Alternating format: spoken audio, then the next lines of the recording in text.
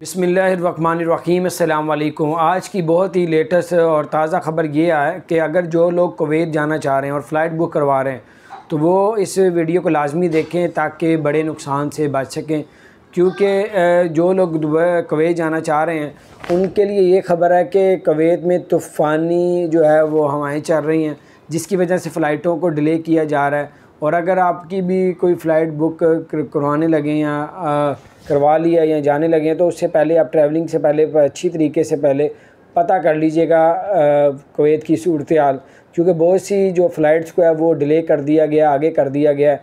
बहुत से लोगों की फ़्लाइट जो है वो कैंसिल हो गई, बहुत से लोगों की जुर्माने पड़ गए। ये सब कुछ नुकसान से आप भी बच सकते हैं अगर आप लोग कुवैत जा रहे हैं। तो जाने से पहले आप लोग ज़रूर पता कर लें कुवैत, और अगर आप टिकट बुक करवाने लगे तो उससे पहले भी आप लोग अच्छी तरीके से पता कर लीजिएगा क्या सूरत हाल है, उसके बाद टिकट करवाइएगा। अपना ख्याल रखें। चैनल को सब्सक्राइब नहीं किया तो सब्सक्राइब करने बेल आइकन को प्रेस